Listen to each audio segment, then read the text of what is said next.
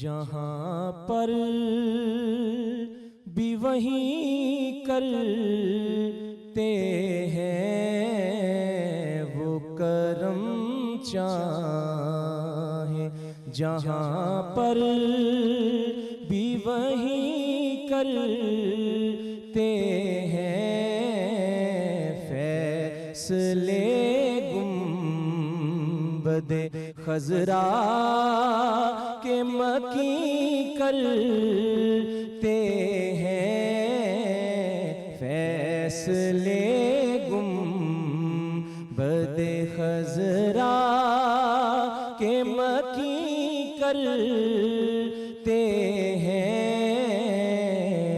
वो करम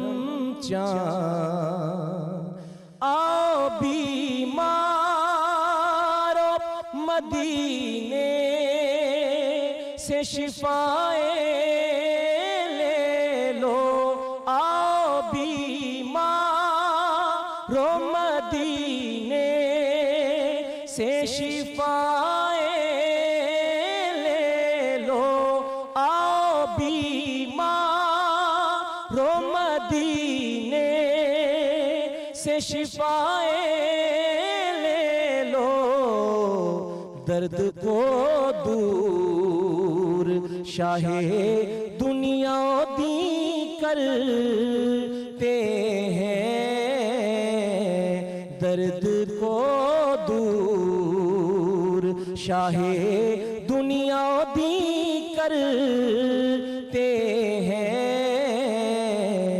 वो करम चाहे, जहाँ पर भी वही करते हैं फैसले गुंबदे खजरा के मकी करते हैं फैसले जिन पे करते हैं इनामात की बारिश आका, जिन पे करते हैं इनामात की बारिश आका, उनकी किस्मत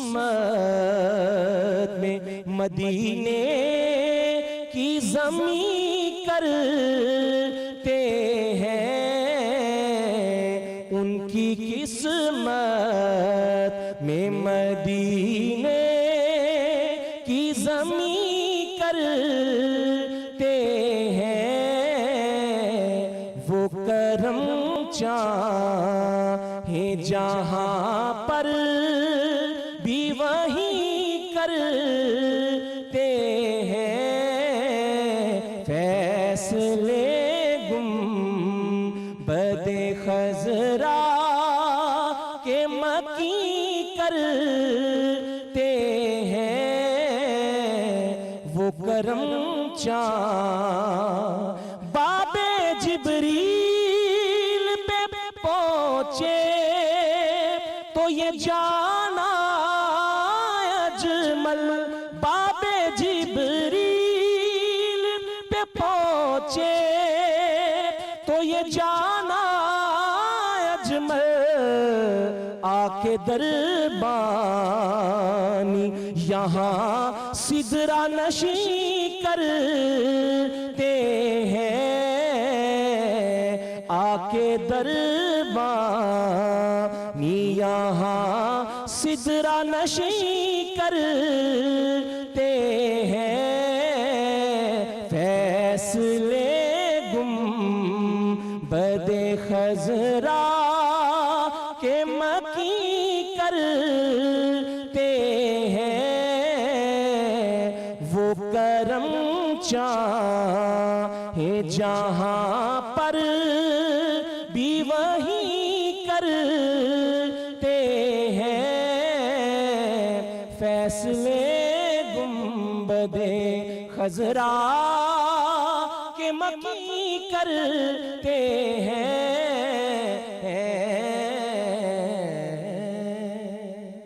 सुभान अल्लाह। हाफिज़ खालिद नौमानी साहब हमारे साथ मौजूद थे। गुंबदे खजरा के मकीं, फैसले गुंबदे खजरा के मकीं करते हैं। वाह वाह, बहुत ही खूबसूरत नात थी आपकी खिदमत में जो पेश की। इस उम्मीद के साथ कि आप खैरियत से हैं, मिजाज अच्छे हैं। 25 रोज़े हमने आपके साथ गुजार दिए माशाअल्लाह, और आज 25वां रोज़ा अपने अख्ताम की जानिब है। वक्त वाकई बहुत तेज़ी से गुजर रहा है। खैर रमज़ान का ये सिलसिला, और आज इस सिलसिले का 25वां प्रोग्राम।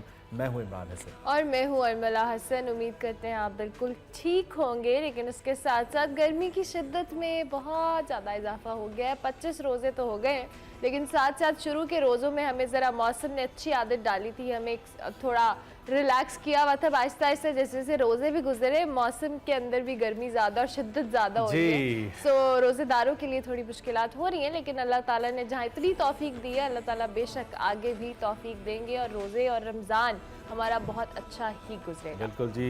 वैसे तो इंसान के ऊपर थोड़ी सी चूँकि सख्ती होती है रोज़े की अपने तौर पे, ख़ास तौर पे वो लोग जो दिन के वक्त में काम करते हैं, दिन के औकात में मसरूफ़ होते हैं उनके ऊपर।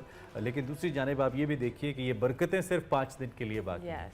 ये कई गुना अल्लाह रब्बुल इज़्ज़त की जो रहमतें हैं, एक नमाज के बदले कई 100 नमाज़ों के जो सवाब हैं, और एक अमल का कई गुना बड़ा दर्जा जो है, उसके लिए 5 दिन बाकी हैं। तो हमने बाकी रोज़मर्रा की ज़िंदगी तो हम गुजारते ही हैं, बाकी 11 के 11 महीने भी 5 दिन बाद शवाल का चाँद नज़र आएगा, ईद मनाएंगे और अपनी ज़िंदगी में गुम हो जाएंगे। लेकिन ये जो 5 दिन हैं ये बड़े कीमती हैं। अल्लाह हमें इससे फ़ायदा उठाने की तौफीक अता फरमाए। और जो अमाल टूटे फूटे अमाल मैं तो अपने समझता हूँ जो हमने किए हैं, अल्लाह रब्बुल इज़्ज़त इनको भी 4 चाँद लगा दे और अपनी रहमत के सदक़े इनको बड़ा कर दें।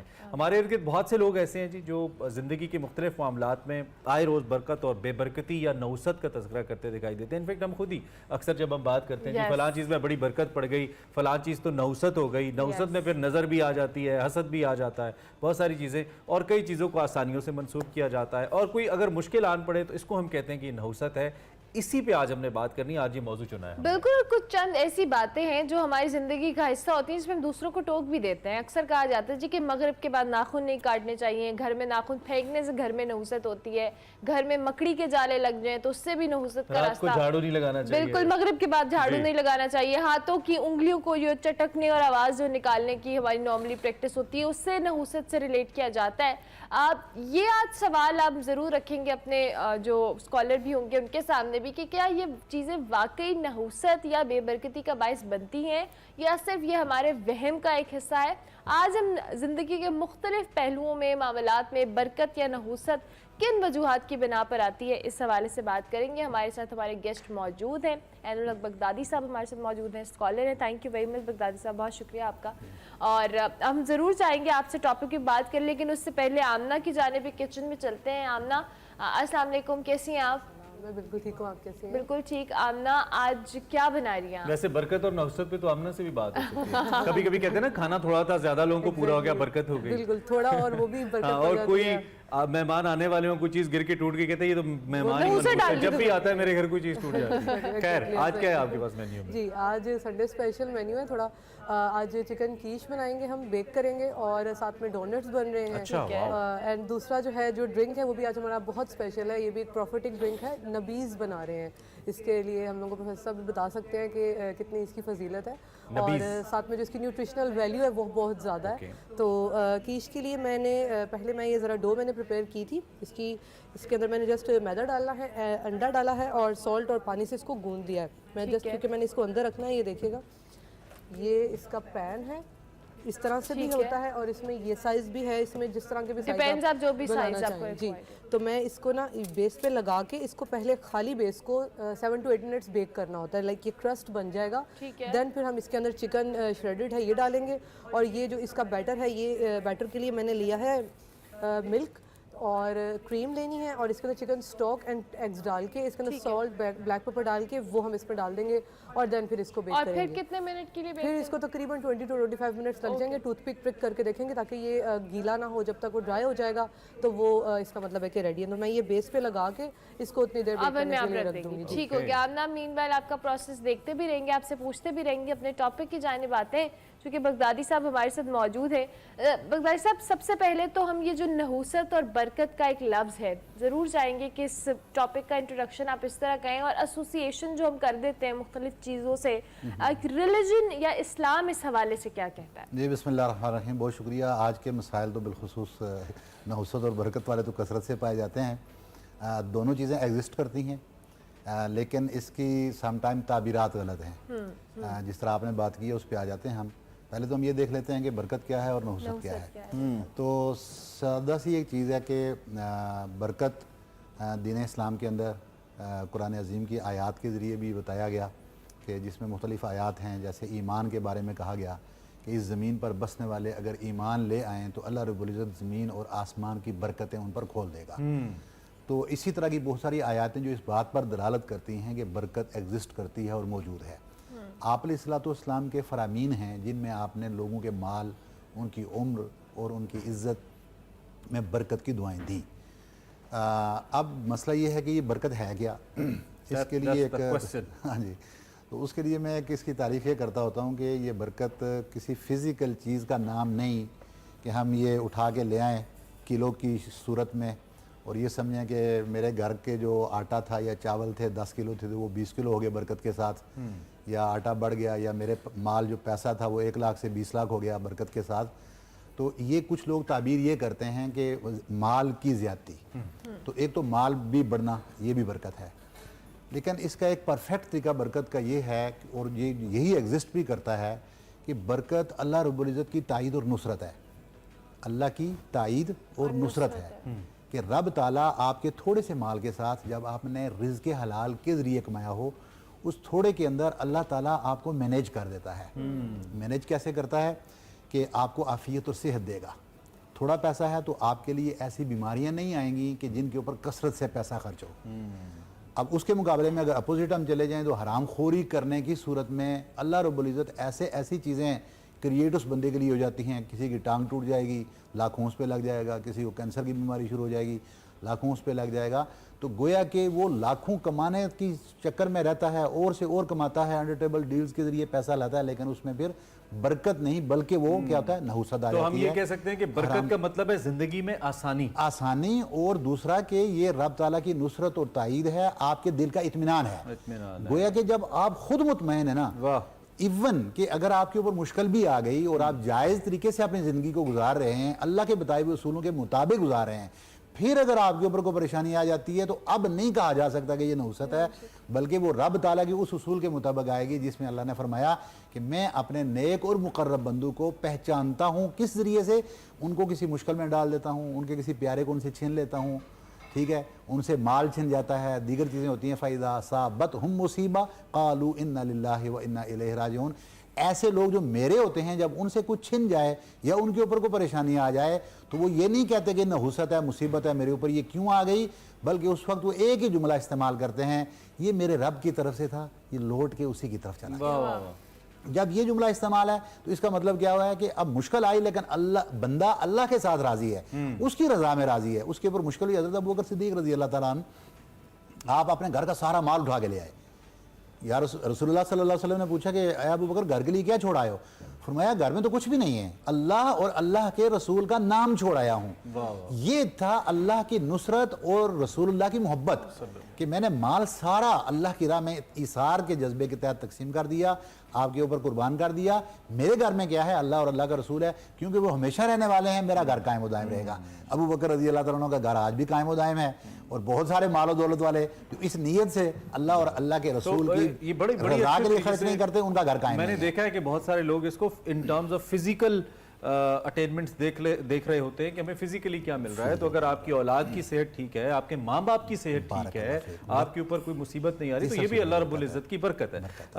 नहुसत क्या है फिर? जी, अब मैंने इस क्योंकि बरकत को तो अच्छे से आपने डिफाइन कर दिया, अब नहुसत ये पूछा क्यों? एक तो ये है कि जी मेरे जिंदगी में कुछ हो गया, वैसे ही नहुसत चल रही है। एक हो गया कि खुदा न खास्ता कुछ हुआ तो कोई साहब मेरे घर आए तो मैंने कहा जी ये तो इनकी नहुसत है। तो इसको जरा एक्सप्लेन। अच्छा सर, ऐसा ना कि नहुसत बेसिकली जो भी हमने कहा कि अल्लाह के बताए हुए तरीके, ईमान, तकवा और उसके मुताबिक जब आप चलें और जो उसके नतीजे में हासिल हो वो अल्लाह रब्बुल इज़्ज़त की तरफ से वो बरकत है और उसमें दिल का इत्मीनान है इंसान का।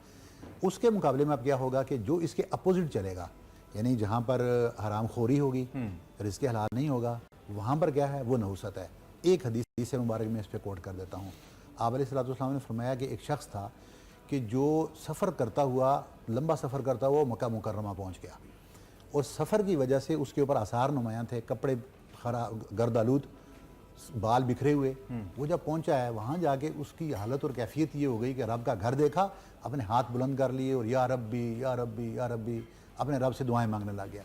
अब रब ताला की तरफ से क्या जवाब आता है, मलबसुहु हराम व माकुलुहु हराम व मशरबुहु हराम, इसका पहनना भी हराम का है, इसका खाना भी हराम का है, इसका पीना भी हराम का है, व गुज़िया बिल हराम, ये तो हराम के ज़रिए इसकी सारी परवरिश होती रही, ये यहाँ तक पहुँचा। तो उस पर फरमाया कि फ़अन्ना युस्तजाब, क्या ऐसे शख्स की दुआ को मैं कबूल कर लूँगा? तो ये बेसिकली नहुसत है। अब रहा, हम फौरी ताकि इस बात को क्लियर भी कर लें, इसके साथ साथ जो शुरू में आपने बात की थी कि कुछ हमारी तरफ से गलत फहमियाँ हैं। वो क्या हैं कि नाखून रात के टाइम नहीं काट रहे हैं, काली बिल्ली रास्ता काट गई। अब रात के टाइम नाखून नहीं काट रहे हैं, इसकी कोई हकीकत नहीं है।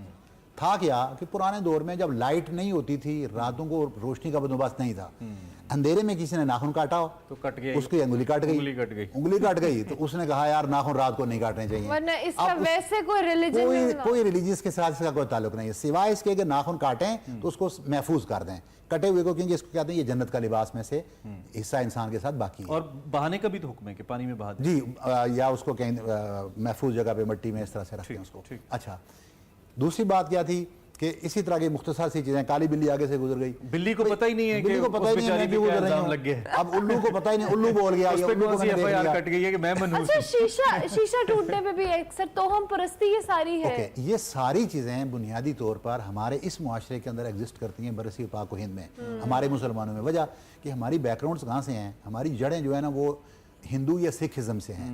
हमारे लोग तमाम सैयद तो वहाँ से नहीं आए थे ना, सारे लोग हमारे सैयद आले रसूल तो नहीं है जो वहाँ से हिजरत करके आए, मेजॉरिटी लोगों की यहाँ से कन्वर्टेड मुसलमान हैं। अब क्या है कि दूसरा कि हम मुसलमान रह किसके साथ रहे थे, हमारा मुश्तरका, ये घर हिंदू का है, ये मुसलमान का है। तो मैं खुद अपने बचपन का इस बात का गवाह हूँ कि बैसाखी वाले दिन रस्सियाँ कटवाते थे हमारे इलाके में, कश्मीर की मैं ये बात कर रहा हूँ, पहाड़ी इलाकों में रस्सियाँ कटवाते थे, रख के सुबह सुबह उठ के सबसे पहला काम करेंगे। वजह ये बयान करते थे कि पूरे अरसे में आपको सांप नजर नहीं आएगा और ना काटेगा, रस्सी काटने से। लेकिन क्या हुआ कि अल्हम्दुलिल्लाह आहिस्ता आहिस्ता वो चीज़ें बिल्कुल मादूम हो गई हैं। जब शऊर आता गया, आगाही आती गई, इल्म आता गया, लोग उस मुआशरे से दूर होते गए, तो वो जो मेल मिलाप था हिंदुइज्म के साथ, उससे निकले लोग, तो लोग आसानी की तरफ आ गए। एक आजकल की जदीद दुनिया में ना एक टर्म वाइब भी इस्तेमाल करते हैं बगदादी साहब कि फलां बंदे की पॉजिटिव वाइब है, फलां की नेगेटिव वाइब है, एनर्जी जिसे कहते हैं, और ये एग्जिस्ट भी करता है समहाउ डिफरेंट। जो इस हवाले से रिसर्चर्स हैं वो ये कहती हैं, इस्लाम क्या कहता है, क्या वाकई किसी बंदे की जो मौजूदगी है वो इस हद तक मनफी एनर्जी का बायस बन सकती है कि उसकी वजह से उस सर्कमस्टांसेस में कुछ बुरा होना शुरू हो जाए या आपकी तबीयत गड़बड़ होनी शुरू, कुछ ऐसा होता है? आप वो बात कर रहे थे, मेरे साथ प्रैक्टिकली ये पहले वाकया हुआ। अच्छा, एक उस्ताद थे, वो टीचर थे, लेकिन उनकी जो आपने बात की ये कोई नेगेटिव नहीं है, हो सकता है कि वो बंदा नेगेटिव नहीं है, ठीक है, लेकिन उसकी मौजूदगी, वाइब्स उसकी इतनी स्ट्रॉन्ग थी कि मैं परेशान हुआ। तो मेरे एक दोस्त थे, वो बड़े एक्टिव आदमी थे, तो मैंने उनसे बात की कि जब इनसे हम डिस्कशन कर रहे थे किसी एजुकेशन प्रोजेक्ट के ऊपर, तो उन्होंने बाद में जब जिक्र किया, उन्होंने कहा जी कि मेरा तो बाकायदा सर दर्द होना शुरू हो गया था। अच्छा, उसकी वाइब्स के साथ। ओह माय गॉड, वो इतने, और ये स्ट्रॉन्ग बाज़-औक़ात बंदा कोई होता है। So what is it about? अच्छा, क्या है इसके मतलब मैं बता देता हूँ, छोटी सी हदीस जिक्र करके मैं एग्जैक्ट इसके साथ फीड कर देते हैं। आप अलैहिस्सलाम ने फरमाया कि आप जब किसी आग वाले के पास बैठते हैं, लोहार के पास, वो जो काम करता है आग जला के, जी जी, तो फरमाया कि आप उसके पास काम कुछ करवा रहे हो या ना करवा रहे हो, लेकिन वो चिंगारियाँ उड़ेंगी तो वो आपके कपड़ों को ज़रूर दागदार कर देंगी और जला देंगी। ठीक है, ये वाइब्स हैं। जिस टाइप के बंदे के पास आप बैठेंगे, सोहबत इसको कहते हैं, जिस टाइप के बंदे के पास बैठेंगे उसकी सोहबत असर करेगी। इसीलिए पहली जो सूरह फातिहा के अंदर हमें जो तालीम दी गई है कि हमें किन लोगों का साथ दे, अनअमता अलैहिम, कि जिनके ऊपर तूने अपना इनाम कर रखा है, उन इनाम याफ्ता लोगों की सोहबत हमें दे। तो ये सोहबत देखें ना आप, क्योंकि कसरत से यहाँ इस सीट के ऊपर लोग आगे बैठते होंगे और आप इस बात को ज़्यादा महसूस करते हैं, ये वाइब्स मौजूद हैं। बाद लोग ना आपके साथ गुफ्तगू का आगाज़ करेंगे, आगाज करते ही पहला जुमला उनके मुंह से निकलना है ना, तो आपका बीपी चला जाएगा ऑफ हो 180 पे, 180 पे। और ये प्रैक्टिकल, मैं हमसे ये कौन पूछे? हम तो यहाँ बैठे होते हैं एक दूसरे को ही कह रहे होते कह सकते हैं। हैपेंस, बिल्कुल हैपेंस। अच्छा, ये वाइब्स भी हैं इसके साथ साथ, बल्कि मुआशरती एक इशू में आपको ले देता हूँ। इसके साथ ये है कि हम मुआशरती तौर पर इतने कमज़ोर भी हैं, खाना पीना हम अपने बैदनों को भी इतना सेट नहीं रखते कि टाइम आप हमारा पास बिल्कुल बैठे तकरीबन हुए खत्म लोगों हो को गया है। बदबू के ब्रेक पे साथ जाना है। डिस्टर्ब करते हैं। मुख्तसरन ये बता दें कि ऐसे कौन से अमाल या चीज़ें हैं इन अ मिनट कि हम उनको करें तो हम अपनी बरकतों को बढ़ा सकते हैं और नौसतें तब्दील हो सकती है। बेहतरीन चीज़ है, आप अलैहिस्सलाम ने फरमाया सबसे पहली चीज़ है रिज़्क़ हलाल कमाओ और खाओ, इससे आपके अंदर बरकत आएगी। नंबर 2, आपने फरमाया, एक हदीस शरीफ है सैयदा आयशा सिद्दीक़ा रज़ी अल्लाह तआला से मरवी है, आपने फरमाया बेहतरीन निकाह और बरकत वाला निकाह वो है जो आसान हो और कम खर्च हो। आज देख लें, हम कहते हैं हमारे ये निकाह और ये शादियां नहुसत वाली हो गई हैं। क्यों हो गई हैं? उधार लेकर सूद पर पैसे उठाकर लाखों करोड़ों खर्च कर लेते हैं, फिर कहते हैं या अल्लाह बरकत वाला बच्चा हमें दे दे। तो अब बरकत कहाँ से आएगी? तो आपने ये आसान हाल हमें दे दिया। इस तरीके से जो आपने जिक्र इलाही कुरान में है, अल्लाह रब्बुल इज़्ज़त फरमाता है कि वमन अअरज़ अन ज़िक्री, जो मेरे जिक्र से हट जाएगा मैं उसकी मईशत को तंग बना दूंगा, घटा दूंगा। तो गोया कि अल्लाह के जिक्र के साथ अपना रास्ता और वैसे भी अल्लाह का जिक्र करने वाली दिलों को जिंदा ज़मीन कहा गया है और मुर्दा कहा गया उन दिलों को जिनमें अल्लाह का जिक्र नहीं होता।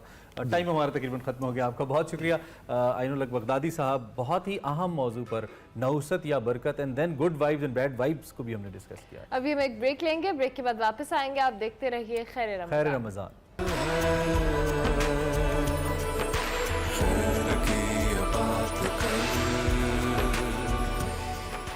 खैर रमज़ान में आपको एक बार फिर से खुशामदीद। अब आपको दिखाएंगे हमारा सेगमेंट मुस्लिम साइंटिस्ट और देखेंगे कि आज के हमारे मुस्लिम साइंटिस्ट कौन हैं।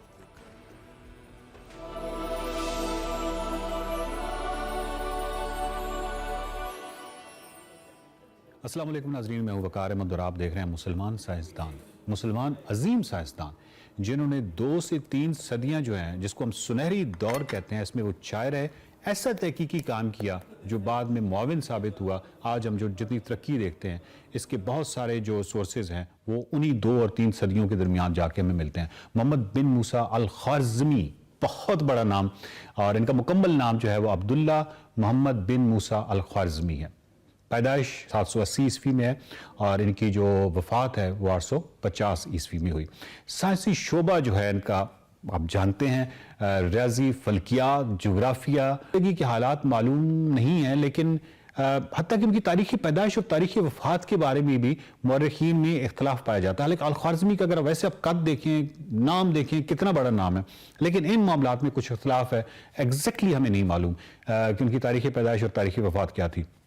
अब्बासी खलीफा जो थे मामून और रशीद, उनका दौर बगदाद में साइंसी तरक्की का जो सुनहरी तरीन दौर अगर कहा जाए तो ये बिल्कुल गलत नहीं होगा, वो सुनहरी तरीन दौर था। खलीफा मामून बेसिकली अहले इल्म के बड़े कदरदान थे और वो दुनिया भर से चुन चुन कर उलमा और माहिरीन को अपने दरबार में बुलाते और उनको मुनासिब सहूलियात मुहैया करके इल्मी और तहकीकी कामों में उनकी हिम्मत अफजाई करते थे। इल्मी कल्चर था। बैतुल हिकमत इन्हीं के ज़माने खिलाफत में कायम हुआ, जहाँ इस्लामी दुनिया के बेहतरीन दिमाग जो थे वो तहकीक में मसरूफ़ रहते थे। कुछ अरसे में ही बैतुल हिकमत की वही हैसियत हो गई जो फ़ी ज़माना, अगर हम इसको मिसाल दें तो शायद जो साइंस की रॉयल सोसाइटी है उससे दे सकते हैं। अल ख्वारिज़मी अपने वतन में गुमनामी की ज़िंदगी गुजार रहे थे। उनको मुताला का यकीनन बहुत शौक़ था, जो किताब भी हाथ लगती उसे पढ़ डालते। उन्हें हर तरह की किताबें पढ़ने का शौक़ था, एक तो ये बात थी, और दूसरा ये कि वो फ़नी किताबों में ज़्यादा दिलचस्पी से उनको पढ़ते थे, उनमें ज़्यादा दिलचस्पी लेते थे। 9वीं सदी ईस्वी के अवाइल में बैतुल हिकमत की कशिश उनको बगदाद में खींच लाई। अच्छा, ये अकलौते नहीं थे जिनको ये कशिश खींच लाई। बैतुल हिकमत जो थी उसकी शोहरत जो थी वो हर सू फैली हुई थी और जितने भी लोग थे, अहले इल्म थे, जो बैतुल हिकमत की रुकनीयत थी वो बहुत बड़ी चीज़ थी। और ये ही बैतुल हिकमत की जो रुकनीयत का शौक़ था ये इनके सर पे भी सवार था और वो ये तरकीबें सोचते रहते थे कि किस तरह अपने मकसद में कामयाबी हासिल करें। एक दिन उनको एक बड़ा इंतहाई अछूता ख्याल सूझा और उन्होंने इल्म राजी पर एक तहकीकी मकाला लिखना शुरू किया। मकाला तैयार हो गया तो उन्होंने बैतुल हिकमत को भेज दिया। उनके मकाले के पहुंचती बैतुल हिकमत में एक, जिसको कहते हैं ना, खलबली मच गई। ख्वारिज़मी को फौरन तलब किया गया और दारुल हुकूमत के ज़हीन तरीन उलमा का एक बोर्ड बैठा और उनसे इस मकाले के बारे में सवालात किए गए और आखिरकार उनको बैतुल हिकमत की रुकनीयत दे दी गई। वो पहले शख्स थे जिन्होंने मकाला लिखने का तरीका निकाला। दुनिया भर की यूनिवर्सिटीज़ में पीएचडी और एमफिल के अब आपको मालूम है ना कि मकाला लिखना पड़ता है और डिग्री हासिल करने का यही तरीका है, वही तरीका आज तक राइज है। अब अल-खारज़मी इस मकाले के बाद गुमनाम नहीं रहे थे, वो मामून के दरबार की एक अहम तरीन शख्सियत बन गए, खलीफा के मंजूर नज़र बन गए और मामून ने यूनानी किताबों को इकट्ठा करने के लिए और उनका तर्जुमा करने का काम उनके सुपुर्द किया। और यूनानी जो ट्रांसलेशंस हैं या तर्जुमा है, ये इन 200-300 सालों में कमाल काम हुआ, जिसने बाद में यही जब तर्जुमा जो है वो यूरोप पहुंचता है और फिर वहाँ पे एक बुनियादें फराम करता है जो अब बाद में एक अक़लियत पसंदी या एक आप समझिए कि एक तरक्की की जो रवायत थी उसके हवाले से एक बहुत ही कमाल बुनियादें इसने फराम की। मामून की भी यही कोशिश होती थी कि उन्हें हर वक्त अपने साथ रखें और वो ख्वारिज़मी की बेइंतहा कदर मंजिलत करते थे। वो एक मोतबर माहिर फ़ल्कियात, रियाज़ीदान और तारीख़दान थे, लेकिन साइंस की तारीख़ में उनकी असल अहमियत रियाज़ीदान की हैसियत से है। मामून की फरमाइश पर उन्होंने एक किताब इल्मुल हिसाब लिखी, उसका मौजू था इल्मी हिसाब और उसमें रियाजी के अहम नुकात और नए असूल व कवायद पर बहस की गई। दूसरी उनकी किताब अल-जब्र वल मुकाबला जो कि बहुत ही मशहूर, वो भी मामून ने कहकर लिखवाई। इल्मुल हिसाब की तरह ये किताब भी अपनी मिसाल आप है और ये अलजबरा के इल्म के लिए बुनियादी हैसियत रखती है और इस किताब के हवाले से ख्वारिज़मी का मुतफ़िका तौर पर अलजबरा को मौजद तस्लीम किया गया। इसके हवाले से जो अलजबरा है, अलजबरा की जो पूरा सेक्शन है खान एकेडमी पे, वो आप ज़रूर देखिएगा कि जहाँ पे अलजबरा का वो जो शुरू 1-2 जो वीडियोज़ हैं जो सैल खान ने बनाई हैं, उसमें वो अल-खारज़मी का जिक्र किस तरह करते हैं। अहले यूरोप को अलजबरा से मुतारिफ़ करवाने का जो सहरा है वो अल-खारज़मी के सर है और ख़ारज़मी ने न सिर्फ रियाजी में सिफ़र का दुरुस्त इस्तेमाल किया बल्कि 1 से लेकर 9 तक के हिंसों को अलग अलग इस्तेमाल किया और इस ज़माने में यूरोप में रोमन हिंसों का रवाज था। ख़ारज़मी की कुतब के तराजुम पढ़कर अहले यूरोप ने अपने हिसाब किताब और हिंसों का निज़ाम बदल डाला, जिससे जो जमा तफरीक थी और ज़रब तकसीम करना था इसमें सहूलत पैदा हो गई। मतलब ये निस्बतन आसान हो गया और ये हिंसे आज तक अरबी हिंसे कहलाते हैं, यानी अरेबिक फिगर। मामून के कहने पर उन्होंने अफलाक और कुर्रे अर्ज़ के नक्शों की एक एटलस भी तैयार की। अल-खारज़मी 856 ईस्वी में वफात पा गया। अल-खारज़मी आज भी एक ऐसा नाम है जो कि वेस्ट में बहुत एहतराम से लिया जाता है और ये इतने अजीम मुसलमान साइंसदान हैं कि आप अगर एल्गोरिथम को देखें और अलजबरा को देखें और अल-जब्र वल मुकाबला की जो किताब है उसके हवाले से देखें तो आज भी हम देखते हैं कि उनका जो कंट्रीब्यूशन है वो आज भी नज़र आता है। आज हम इंसान जहाँ मर्जी पहुँच जाए, लेकिन वो जो बुनियादें हैं वो फराहम करने वाले जो अजीम तरीन साइंसदान थे उनमें से अल-खारज़मी को अगर हम उस फहरिस्त में देखें तो वो बहुत ही टॉप पे हम उनको देखते हैं। मुसलमान साइंसदानों के हवाले से बात होती रहेगी और अगली किस्त में किसी अजीम मुसलमान साइंसदान के हवाले से बात होगी। देखते रहिए। खैर रमज़ान।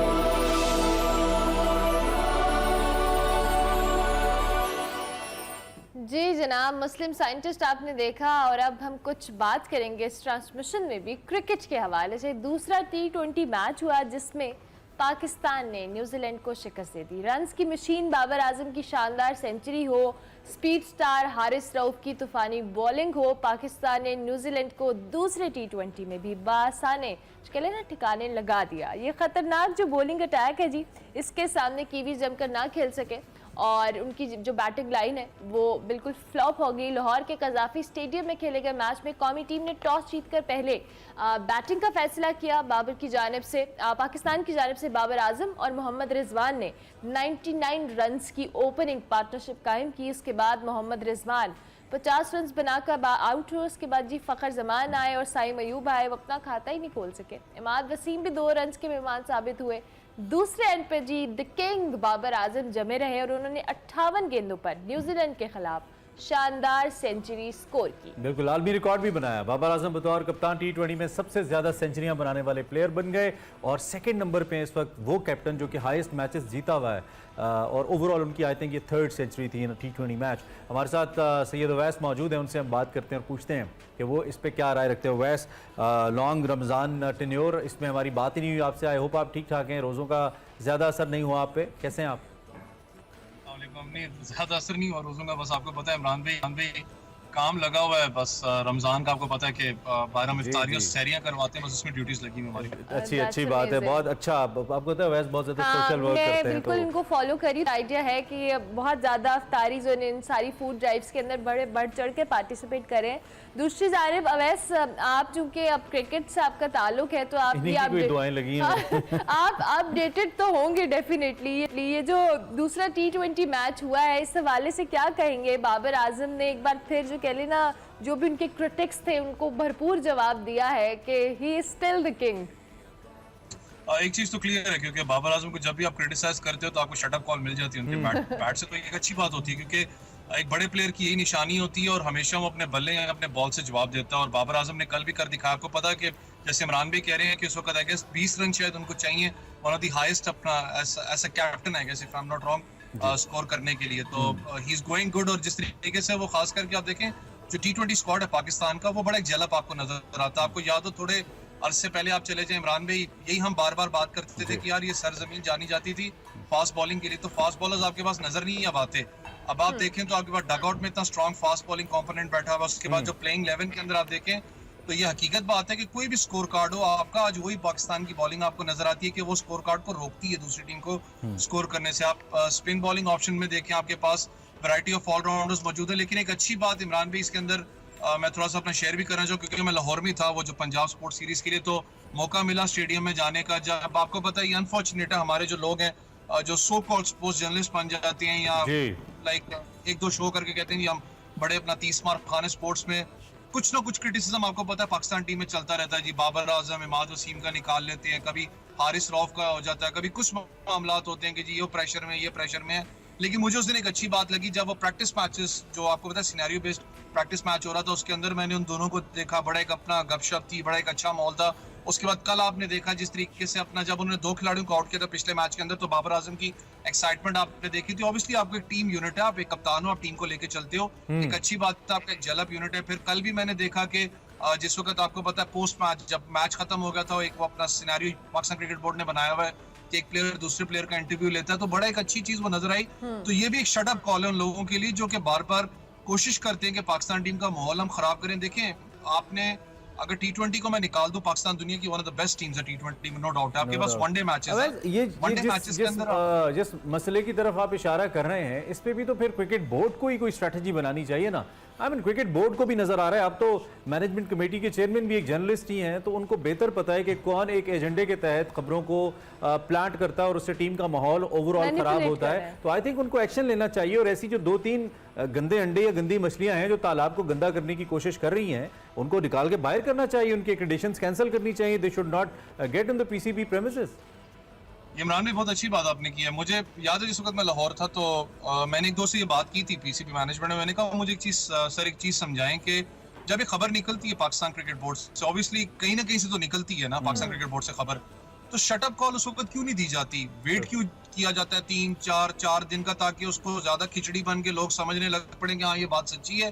बाद में जाके आपकी स्टेटमेंट आती है जिस पर उन्होंने माना कि गलती हमसे होती है, हमें इसको उसी वक्त काउंटर अटैक करना चाहिए और ये करना चाहिए। This is very important. चलें हम थोड़ा सा बाबर के बारे में कल बात कर लेते हैं। जब उरूज वाज वेरी एक्साइटेड जब वो कमेंट्री कर रही थी, द वे शी अनाउंस्ड, और हम फील कर रहे थे कि वो उनके अंदर एक जो था पैशन। विद दैट कल बाबर से जब उन्होंने साइड लाइन पे क्वेश्चन किया तो उन्होंने कहा क्या आपने वाकई ये सारा जो सेलिब्रेशन थी उन लोगों के लिए जो क्रिटिसाइज करते हैं आपके ऊपर, बाबर एक थोड़ा पॉज, उन्होंने कहा यस शायद उन्हीं लोगों के लिए थी। तो अल्टीमेटली बाबर का कल वो पेशेंस जो है ना वो उरूज पे था, ये कहना चाहिए। हाँ देखिए मैंने आपको बताया ना कि हमेशा एक बड़े प्लेयर की निशानी होती है कि वो अपने बल्ले या बॉल से जवाब देता है। कल वो आपने देखा जिस तरीके से उन्होंने जवाब दिया, क्योंकि कहीं ना कहीं आपको याद हो पाकिस्तान टीम अंडर प्रेशर थोड़ा सा लगी क्योंकि मिडल ऑर्डर आपका जल्दी आउट हो गया था। उसके बाद आप देखें तो इफ्तिखार का जो कैमियो था बाबर आजम के साथ वो बड़ा हेल्पफुल था। मुझे आपको याद हो बाबर आजम ने भी बात की है कि जिस वक्त मैं बैटिंग करने आया था तो इफ्तिखार ने यही कहा था कि आप कर सकते हैं, आपके अंदर है कि आप अपना 100 इंशाल्लाह स्कोर करेंगे। आपने पहले भी ये किया है।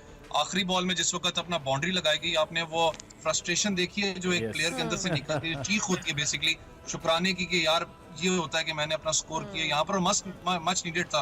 क्योंकि इमरान भी देखें T20 को अगर आप निकाल दो ना तो आपने 5 T20 5 वनडे मैचेस खेलने हैं यहाँ पर, और वर्ल्ड कप और एशिया कप से पहले सिर्फ आपके 5 ही वनडे मैचेस हैं। इतनी बड़ी को तैयारी पाकिस्तान टीम के लिए नहीं होगी इस पूरे अपना सिनेरियो के लिए। तो आपने एक बेस्ट अपना स्क्वाड यहाँ पर निकालना, और जिस तरीके से वो परफॉर्म कर रहे हैं, अल्लाह करे कि जो वनडे है, जो मेरे लिए थोड़ा सा होता है कि वनडे में थोड़ा मिडिल ऑर्डर आपका वीकलिंग नजर आता है, पाकिस्तान को कि अच्छा अपना स्क्वाड उतारना पड़ेगा, जो कि हमने एशिया कप और वर्ल्ड कप में अवैस, मैं आपको इंटरप्ट करूंगी। स्क्वाड की आपने बात की, और हमारे लिए पिछले कुछ अरसे में हम देख रहे हैं कि हम अभी तक अपने स्क्वाड के हवाले से इतने कॉन्फिडेंट नहीं है। हम एक प्लेयर को डालते हैं टीम के अंदर, फिर उसको निकालते हैं, हम कंफ्यूज चल रहे हैं। तो अब कितना ज़रूरी है इस सीरीज़ के बाद कि हमारा स्क्वाड जो है वही वर्ल्ड कप या एशिया कप के लिए जाए? और देखिए, मैंने आपको अमला कहा ना कि जो सीरीज है इंपॉर्टेंट इसलिए क्योंकि 5 वनडे आपकी, और आपने सुना होगा बाबर आजम की भी, क्योंकि बात हो रही थी कि शायद बाबर आजम को नए फेसेस को इंक्लूड करें T20 में। उन्होंने यही कहा कि हम लोग सीरीज को जरा सिक्योर कर लें, उसके बाद हम कोशिश करेंगे, हम न्यू जोन से लड़के उनको ट्राई करें यहाँ पर। वनडे में भी ऑब्वियसली आपका 5 जो वनडे हैं वो इंपॉर्टेंट होंगे कि आप अपना एग्जैक्ट स्क्वाड खिलाएं, ठीक है, जो आपके माइंडसेट में कि आपने वर्ल्ड कप लेके जाना है। इन दी एंड आप ये बताएं कि क्या आप उन क्रिकेट फैंस में से मुख्तसरन बताइएगा जो चाहते हैं कि आज 3-0 हो जाए, या उनमें से आज से मुराद कल मैच है, या उनमें से जो कह रहे हैं कि नहीं 2-1 हो और फिर पिंडी में फैसला हो कि क्या होगा? उस मैच के अंदर आप किन फैंस में से हैं? देखिए इमरान भाई, आप तो अनफॉर्चुनेट लाहौर बैठे हैं, पिंडी बैठे हैं, तो हम तो चाहेंगे पिंडी में हो, पिंडी में हो। ऐसा, लेकिन ऐसा क्रिकेटर तो होता है कि यार टफ कंपटीशन होना We चाहिए। wish कि ये पिंडी में फैसला हो, लेकिन कोई बात नहीं, अगर लाहौर में भी हो जाएगा तो हमें मंजूर है। Thank you very much Pindi जाना चाहिए, पिंडी जाना। ठीक है वैसे, thank you very much, such a nice talking to you. वैसे तो वैसे मौजूद थे और क्रिकेट के बारे में हमने बात की जी। कल की जो सेंचुरी थी ना, कमाल, मैच उसी वक्त जीत गए थे, क्या बात है। अच्छा जी, आप ना क्विकली बता दें आपके किचन में इस वक्त क्या एक्टिविटी जारी है? जो मैंने कीश आपको बताया था, ये मैंने बेक होके निकाली, क्रस्ट इसका बेक हो गया। अब मैं इसकी आपके सामने ये देखिएगा, ये चिकन के जो श्रेडेड हैं इसमें मैं डाल दूंगी थोड़े से पीसेस, ठीक है, ये डाल देंगे। और ये जो लिक्विड बैटर है ना, ये हमने इसमें पोर कर देना है। ये देखिएगा, साथ इसमें कोई आप जो भी वेजिटेबल्स ऐड करना चाहें, कुछ भी इस तरह से। इसको अब हम बेक करेंगे। और जो डोनट्स का भी मैं आपको साथ में बता देती हूँ, इसकी डो बना ली है मैंने। इसमें मैदा, yeast, egg and milk add करके इसको मैंने नीट करके इसको थोड़ा रेस्ट देना होता है, इसको मैंने रख दिया। अब आप देख रहे हैं आपके सामने, ये मैंने डोनट्स डो को बेल के डोनट्स कट करके रख दिए। इनको भी थोड़ा रेस्ट लूँगी जब तक कि थोड़े से राइज हो जाएंगे, एंड देन मैं इनको डीप फ्राइंग जो है ऑयल में मैं इनको फ्राई कर लूँगी। और बहुत ज़्यादा तेज़ आंच पे नहीं करेंगे, मीडियम लो फ्लेम पे मैं इनको करूँगी। और उसके बाद इनको फिर हम टर्न करके निकाल लेंगे। देन फिर जो चॉकलेट ग्लेज है और जो भी ये सारी जिस तरह से भी सॉर्टेड आपको रिक्वायर्ड है वो मैं आपके सामने ही यहाँ पे, ठीक है। और अब आप इसको अवन में रखेंगी, राइट? अब ये अवन में ये 170 डिग्री पे तकरीबन बेक होगा। ऑलमोस्ट 25 to 30 मिनट्स इसको लग जाएंगे, जब तक कि ये जो लिक्विड है ये बिल्कुल एक ड्राई फॉर्म में आ जाएगा। जी, ये ड्राई हो जाएगा और लाइक चीज़ वाली से। ठीक है अमना, हम आपकी जान दोबारा भी आएंगे। अभी हम एक ब्रेक लेंगे, ब्रेक के बाद वापस आएंगे और बहुत ही खास मेहमान अभी ट्रांसमिशन में हमें ज्वाइन कर चुके हैं, उनसे भी आपकी मुलाकात करवाएंगे। आप देखते रहिए खैर रमज़ान।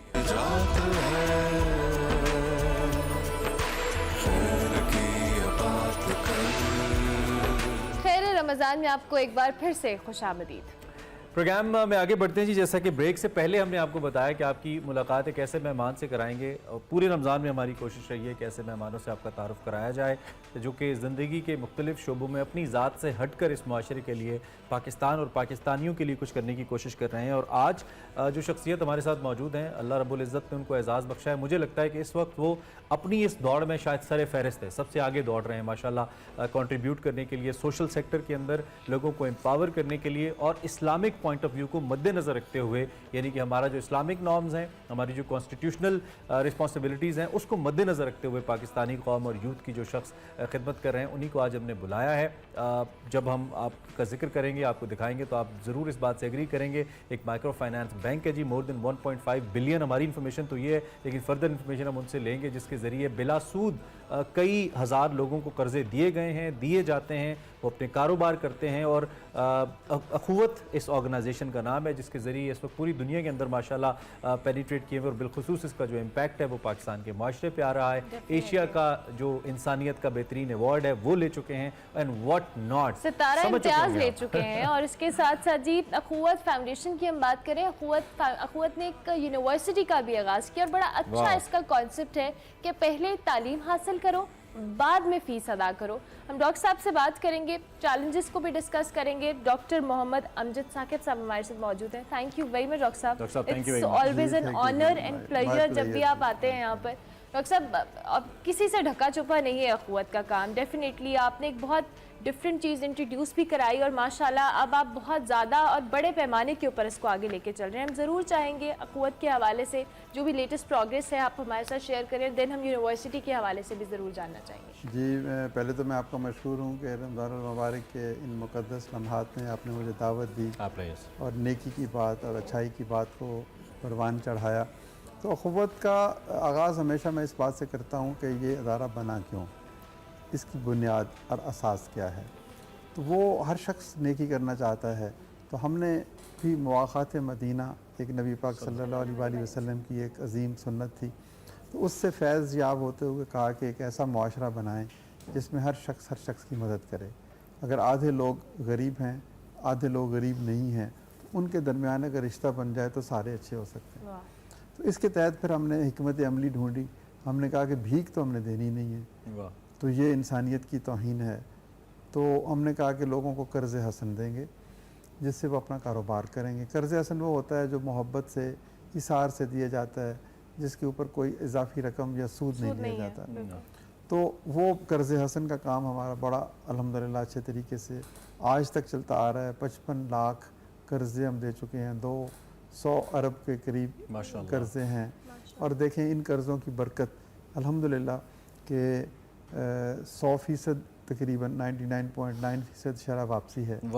यानी ये वापसी की शरह इस अमर की दलील है कि उन लोगों ने उस पैसे को दुरुस्त इस्तेमाल किया और फिर उससे उनको फ़ायदा भी हुआ, तभी उन्होंने वापस करने के काबिल हुए। और फिर उनमें से 60-70% इजाफी रकम कुछ ना कुछ डोनेट भी करते हैं कि इस कर्ज़े की, इस रिवॉल्विंग फ़ंड की जो हुजम में बढ़ता चला जाए और लोगों के काम आए। मतलब वो उनको भी कर्ज दे दें, ये लॉन्ग टर्म कर्ज़ हसन दे दें कि भाई 10 साल बाद, 15 साल बाद जब इस काबिल हो जाओगे कि तुम कुछ वापस लौटा सको तो उस वक्त लौटा देना, क्योंकि उस वक्त तुम्हारी लौटाई हुई रकम किसी और की तालीम का बायस बन जाएगी। तो यूँ हमने फिर वो एक अदारा बनाने का सोचा। अल्हम्दुलिल्लाह 3-4 कॉलेजेस बन चुके हैं और अब हम बहुत जल्द यूनिवर्सिटी का स्टेटस भी लेना चाहते हैं। इसका क्या मैकेनिज्म है? स्टूडेंट्स तक आप पहुंचते हैं? स्टूडेंट्स आप तक पहुंचते हैं? हमने अपनी वेबसाइट के ज़रिए, सोशल मीडिया के ज़रिए, अखबार के ज़रिए। इसमें एक और बड़ी खूबसूरत चीज़ शामिल हुई कि हमने कहा कि हर सूबे के बराबर बच्चे आएँ, यानी एक छोटा सा पाकिस्तान बना लें। उसमें Balochistan, Sindh, KP, AJK, Gilgit Baltistan, tribal areas districts के और पंजाब के सब बच्चे। तो वो सब बच्चों फिर हम इंडिविजुअली जो बड़े बड़े इंस्टीट्यूशंस हैं उनसे रब्ता करते हैं। फिर जो बच्चे हमारे पास से पढ़ के जाते हैं वो अपने शहरों में, अपने स्कूलों में, अपने इंस्टीट्यूशंस में बताते हैं। तो यूँ हमें हज़ारों एप्लीकेशंस आ जाती हैं। हमारा फिर एक एलिजिबिलिटी क्राइटेरिया है, उस पर छांट के हम मुंतखब करते हैं। फिर हम उनका ख़ुद भी एग्ज़ाम लेते हैं, फिर उनकी ख़ुद भी टैलेंट को असेस करते हैं, पोटेंशियल देखते हैं। अच्छा। तो यूँ एक बड़े रिगरस प्रोसेस के तहत जो बेहतरीन बच्चे हैं उनको हम फिर अपने पास लेके आते हैं। फिर उनको इल्म और उसके साथ साथ तरबियत, क्योंकि हम समझते हैं कि सिर्फ इल्म मसाइल का हल नहीं है, जो तरबियत है, जो आपकी अखलाकी और रूहानी इक़दार हैं। देखिए इल्म वाले आपको बहुत से मिल जाएंगे, लेकिन डिग्रियों वाले डिग्री इल्म नहीं है, इल्म है अखलाकियात। अगर इल्म आपको आदमी से इंसान नहीं बनाता तो फिर उस इल्म का कोई फ़ायदा नहीं। तो हम उस इल्म के साथ साथ अखलाकियात और उसकी वतन से मोहब्बत और फिर उसकी अंदर ये खूबी पैदा करना कि देखो आज तुम्हारी किसी ने मदद की, कल तुम्हें भी किसी की मदद करना। और फिर झूठ से परहेज़। आजकल तो आप हर आदमी सूरह हुजरात पढ़ता है कि गीबत नहीं करनी, चुगली नहीं करनी, झूठ नहीं बोलना और सुनी सुनाई बात आगे नहीं फैला देनी जब तक कि आप खुद तहकीक नहीं कर लें। लेकिन उसी के बरक्स हो रहा है। ये वो बदकिस्मती से ये वो मामलात हैं जो हमारे माशरे में हो रहे हैं और उसका नतीजा आप देख रहे हैं जी। बेचैनी है, अदम जैसे कहते हैं ना बर्दाश्त है, तहम्मुल नहीं है। छोटी सी बात पे हम झगड़ा करना शुरू कर देते हैं। एक बात आपने सुनी सुनाई सोशल मीडिया के ज़रिए आगे फैला दी, न जाने 20 लोग उससे मुतासर हो गए, उसको सच समझ बैठे। तो ये सारी की सारी बहुत जिम्मेदारी का एक मामला है। एब्सोल्युटली।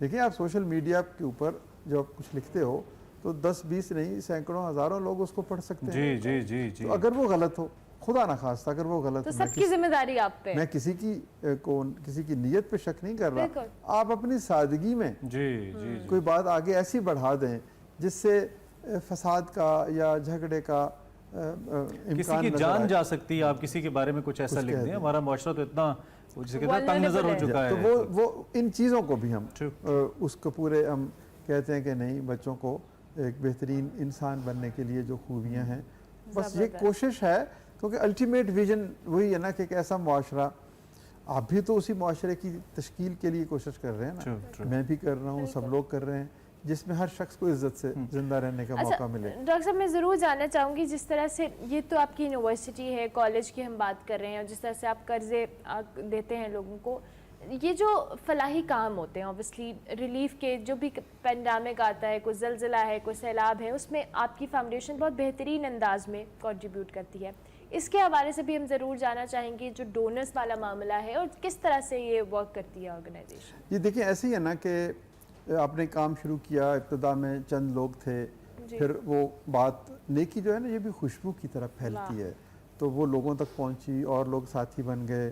फिर आप जैसे जो दोस्त हैं वो मीडिया के ज़रिए से, फिर इसके अलावा जब हमारे देखें ना, हमारे 850 दफातर हैं मुल्क भर में, माशाल्लाह, 400-500 शहरों में हम काम कर रहे हैं। क्या बात। तो जो लाखों लोगों जिन्होंने कर्जा लिया, वो भी तो किसी को जाके ये बताते हैं कि देखो भाई, ये खुफत वालों ने मुझे बगैर सूद के भाई बनाकर या बहन समझ के कर्जा दिया। तो इस तरह से ये बात फैलती है।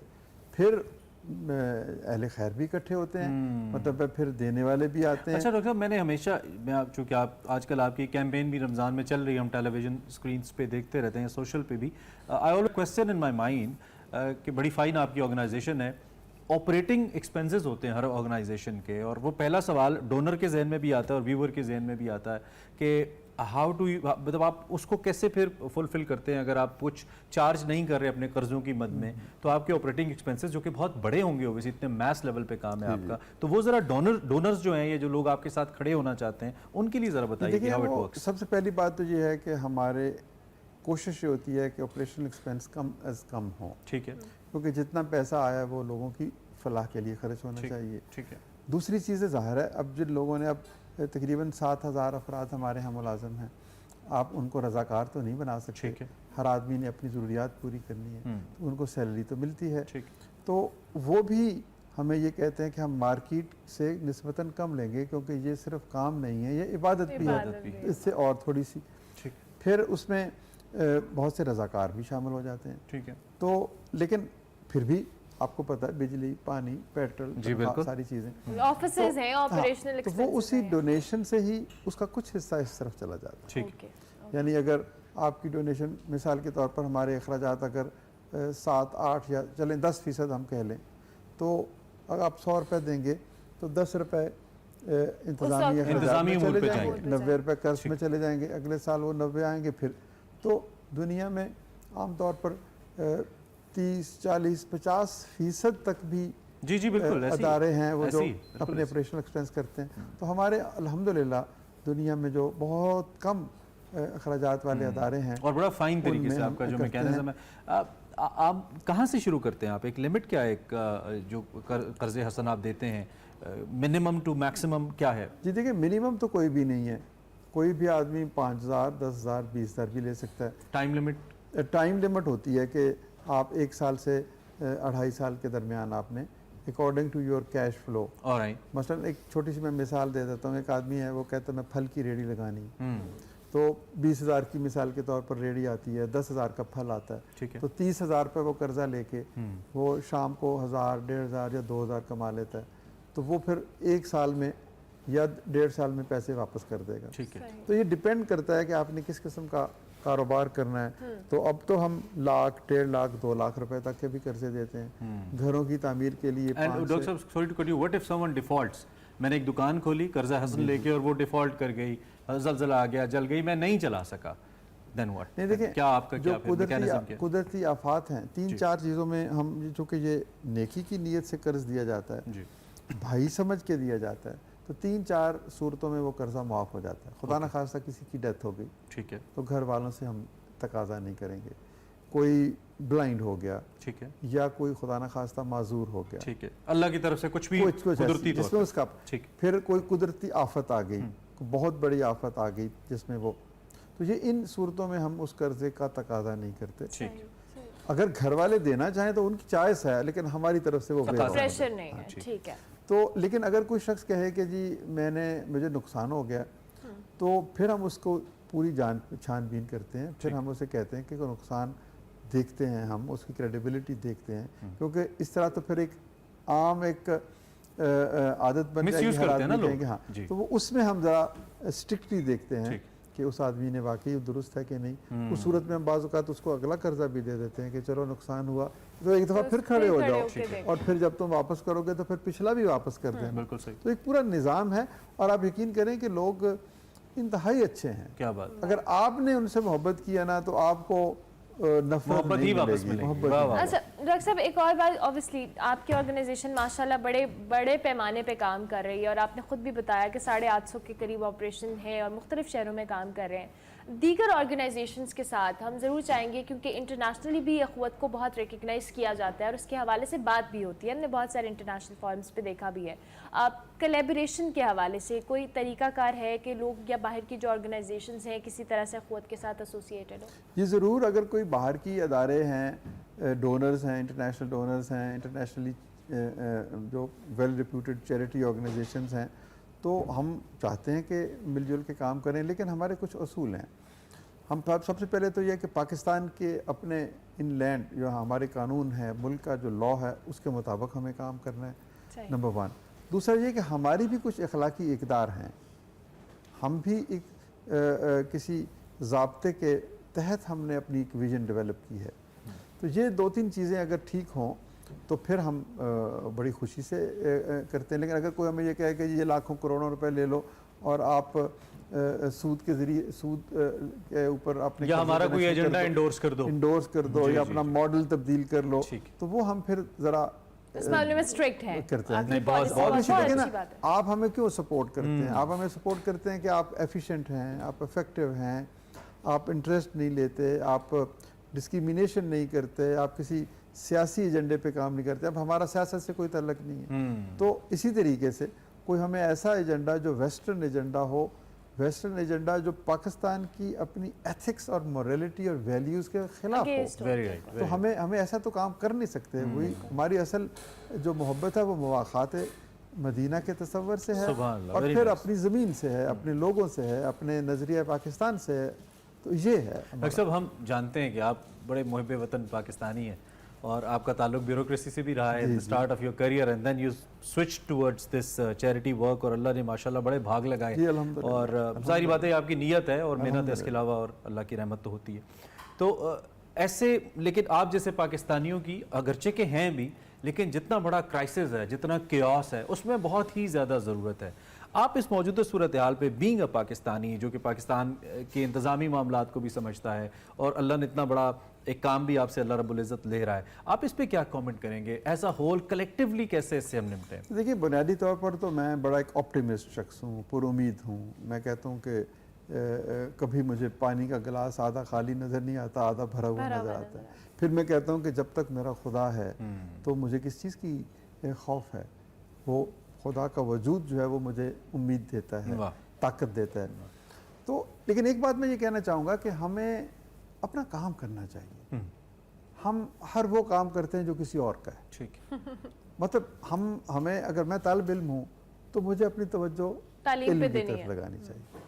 मैं अपना वक्त ज़ाया कर रहा हूँ हर वक्त, जो मैं सोशल मीडिया पे हूँ या इधर हूँ या तालीम नहीं हासिल कर रहा। तालिब इल्म का मकसद है इल्म की तलब, जो मेरी प्राइम ड्यूटी।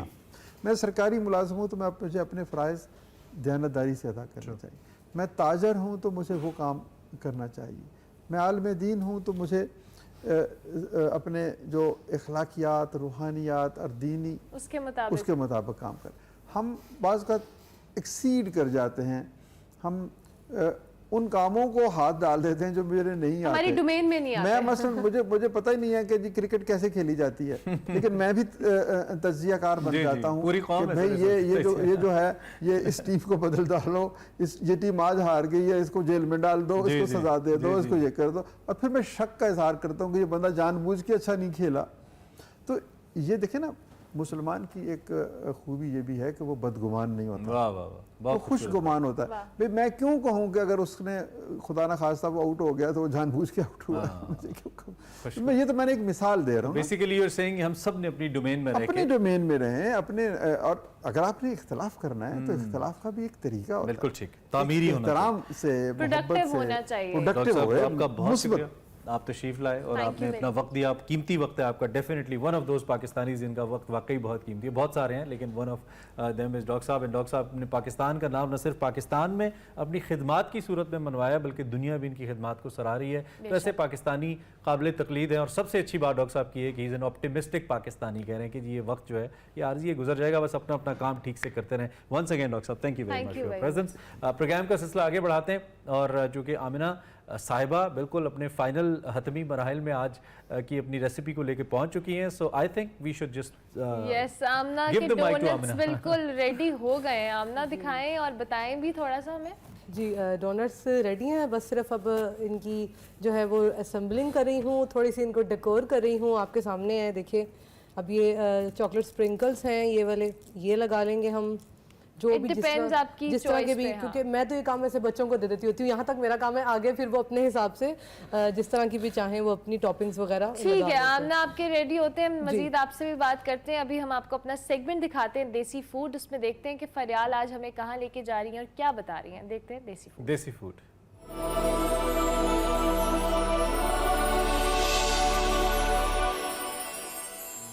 नाजरीन, रोज़ेदार का रोज़ा इफ्तार करवाना सवाब का काम तो है ही, लेकिन उसके साथ मगफिरत का जरिया भी है। आज मैं आई हूँ जोहर टाउन, जहाँ पर है अलमायदा ट्रस्ट। आए इनसे पूछते हैं कि ये कितने अरसे से इफ्तार दस्तरखान लगा रहे हैं।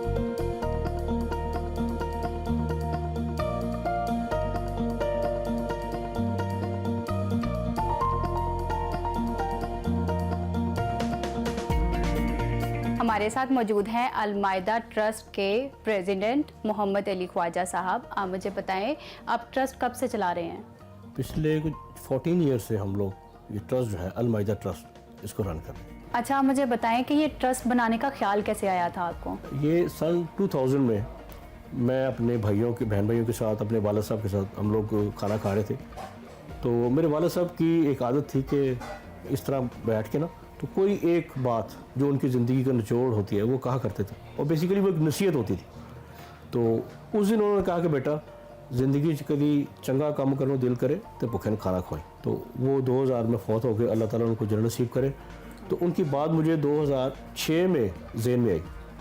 तो उस वक़्त मैंने प्लान किया लेकिन नहीं स्टार्ट कर सका। फिर 2008 में मैंने फ़र्स्ट टाइम ये 10 बंदों की अफ्तारी से एक मस्जिद के हाथे में ये दस्तरखान शुरू किया। और इसके बाद मेरे एक बड़े अच्छे दोस्त हैं खालिद हदायत सूफी साहब, उनके साथ एक मरतबा जिक्र हुआ दस्तरखान का। तो मैंने उनसे कहा, ख्वाहिश जाहिर की, मैंने कहा खालिद साहब दिल करता कि कोई दस्तरखान बनाइए। तो कहने लगे खालिद साहब कि नहीं, 2 बनावांगे।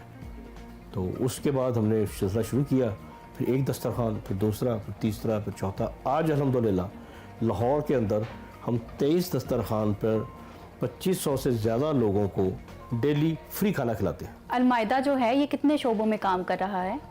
हमने सिर्फ कंसंट्रेट किया है कुरान पाक और नबी पाक सल्लल्लाहु अलैहि वसल्लम की अहादीस के मुताबिक, जिसमें कुरान पाक में जगह जगह है कि भूखे को खाना खिलाओ, गरीब को खाना खिलाओ, मस्कीन को खाना खिलाओ, मुसाफिर को खाना खिलाओ, कैदी को खाना खिलाओ। और इसी तरह नबी पाक सल्लल्लाहु अलैहि वसल्लम से पूछा गया एक मौके पर, और उनकी हदीस जो है उसका मफहूम ये है कि जिसको आप जानते हैं नहीं जानते सलाम करना और भूखे को खाना खिलाना।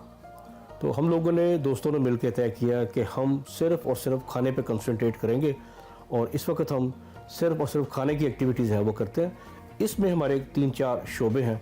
एक तो यह है कि हम जो दूसरे शहरों से आते हैं हजरात यहाँ पर शहर लाहौर में और मेहनत मजदूरी करने के लिए, अपने बच्चों का पेट पालने के लिए, उनको हम दोपहर का और रात का खाना सर्व करते हैं फ्री ऑफ कॉस्ट डेली। सिर्फ इतवार के हमारा ऑफ होता है। और इसके साथ साथ जो गरीब और मुस्तहिक लोग हैं उनको हम बेटियों की शादी पे 50 बंदों का खाना जो है वो हमने एक पैकेज बनाया हुआ है, तो 50 बंदों का खाना जो है वो हम सर्व करते हैं। और इसके अलावा जो बेवा हैं और जो जिनके बच्चे स्कूलों में पढ़ते हैं उनके लिए हम राशन का इंतज़ाम करते हैं। पूरे महीने का राशन जो है वो उन्हें हम दे देते हैं, क्योंकि वो डेली हमारे तनख्वाह पे नहीं आ सकती, ना उनके बच्चे आ सकते। तो ये दो मेन 3 है काम जो हम खाने के हवाले से करते हैं। और इसके साथ साथ अखुवत के ताउन से हम हर साल इन मुस्तहिक लोगों में सर्दियों में और गर्मियों में कपड़े तकसीम करते हैं। सहरी और इफ्तारी का जो मेन्यू है वो हर रोज़ चेंज होता है? जी बिल्कुल, हर रोज़ जो है सहरी और जो इफ्तारी है उसका मेन्यू हर रोज़ चेंज होता है। और उसमें जो अपना डिश है वो दोबारा रिपीट नहीं होती। तो 7 दिन है, 7 दिन में 7 डिशें जो है नेक्स्ट वीक वही डिशें दोबारा रिपीट होती हैं। आप आवाम को कोई पैगाम देना चाहेंगे? हाँ, मेरी सबसे सिर्फ एक ही गुजारिश है कि आप अपने इर्द गिर्द, अपने मोहल्ले में, अपने ऑफिस में और आपके सराउंडिंग में देखिएगा, अगर कोई मुस्तहिक है तो उसके खाने का ख्याल करें। आपके वालिद साहब की नसीहत भी है और इस्लाम में भी है कि भूखे को खाना खिलाया जाए।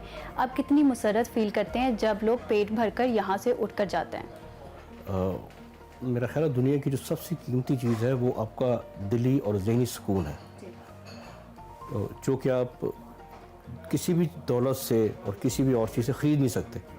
और ये एक मेरा ज़ाती एक्सपीरियंस है, ये एक वाहिद ज़रिया है कि जब आप किसी भूखे को खाना खिलाते हुए देखते हैं तो इंतहाई दिली मुसरत और सुकून जो है वो महसूस करते हैं। मुखैर हजरात डोनेशंस के लिए आपसे कांटेक्ट कैसे करें? इसमें हमारी एक वेबसाइट बनी है अल माइदा ट्रस्ट के नाम से, तो आप उसको विज़िट करें तो वहाँ पे आपको जो भी तफसील है वो सारी मिल जाएगी। थैंक यू सो मच आपके टाइम के लिए। You welcome.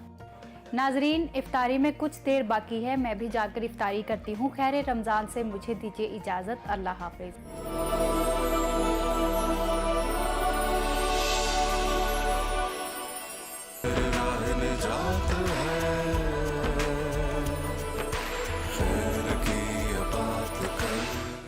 रमज़ान में आपको एक बार फिर से खुशामदीद। ट्रांसमिशन के आखिरी हिस्से में हम आ चुके हैं और हम किचन का रुख करेंगे जहां हमारी ड्रिंक रेडी होने वाली है। आमना, इस ड्रिंक के हवाले से बताएं क्या क्या चीज़ें आप इसमें ऐड करी हैं?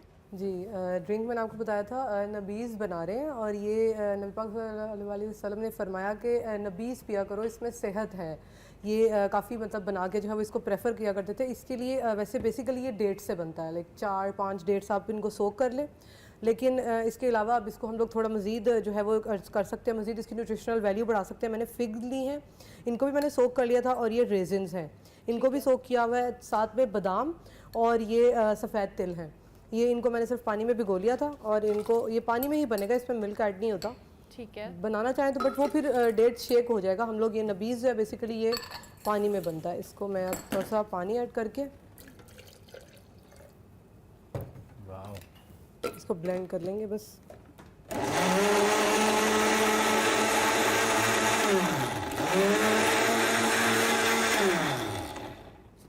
ठीक हो गया। थोड़ा सा पानी डालूंगी मैं।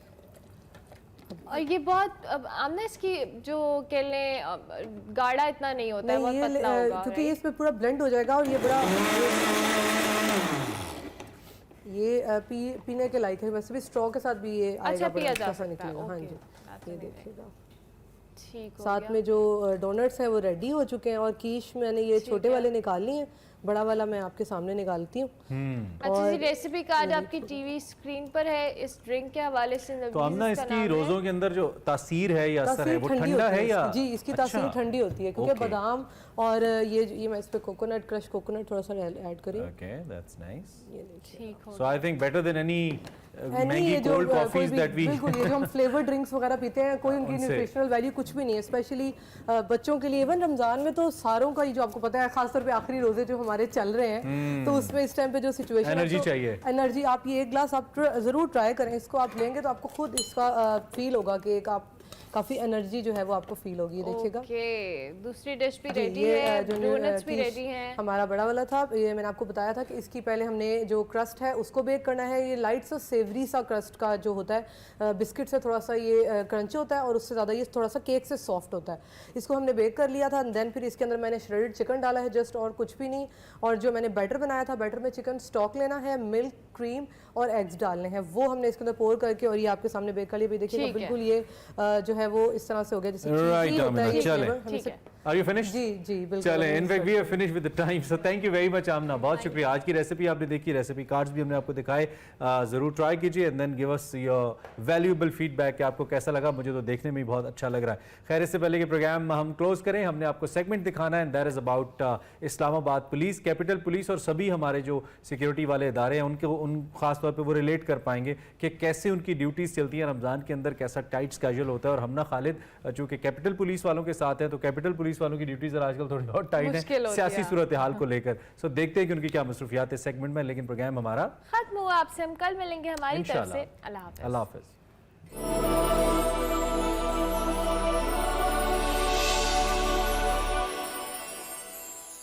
अस्सलाम वालेकुम। आज रमज़ान स्पेशल में मैं इतने शोर शराबा और रोड के बीच में खड़े हो कि आप लोग कह रहे होंगे कि यार रमज़ान में कहीं हमना को रोज़ा तो नहीं लग गया, तो ऐसा नहीं है। मेरे बैक साइड पे इस्लामाबाद की पुलिस चौकी है, तो मैंने ये सोचा कि रोज़े रखे रमज़ान के महीने में किस तरह से स्पेशली विमेन पुलिस अब जो है वो भी आ चुकी है ख़वातीन की, तो मैंने सोचा कि आज उनसे पूछें कि वो अपनी रमज़ान के महीने में किस तरह से सहरी और अफ्तारी करते हैं, किस तरह से अपनी रूटीन को जो है वो मैनेज करते हैं।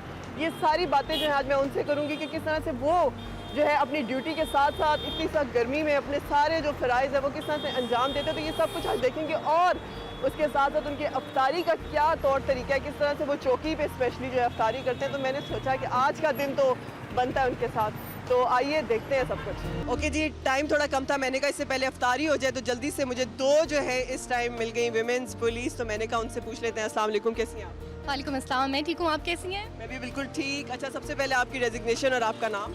मेरा नाम समरीन है और मैं CTD में एज अ कांस्टेबल ड्यूटी करती हूँ। और आप? मेरा नाम कायनात है और मैं ईगल्स स्क्वाड में इस वक्त तैनात हूँ। पहला सवाल, ऑब्वियसली रमज़ान है, रोज़े आपने भी रखे हुए हैं, सब ने रखे हुए हैं, लेकिन आप लोगों की जो ड्यूटी है वो काफ़ी ज़्यादा टफ है, ठीक है? रोज़े हो, ईद हो, कोई भी त्यौहार है, नॉर्मल डेज़ है, लेकिन आप लोगों को छुट्टी मेरे ख्याल में नहीं मिलती होगी, तो किस तरह से रमज़ान के महीने में आप लोग मैनेज करते हैं?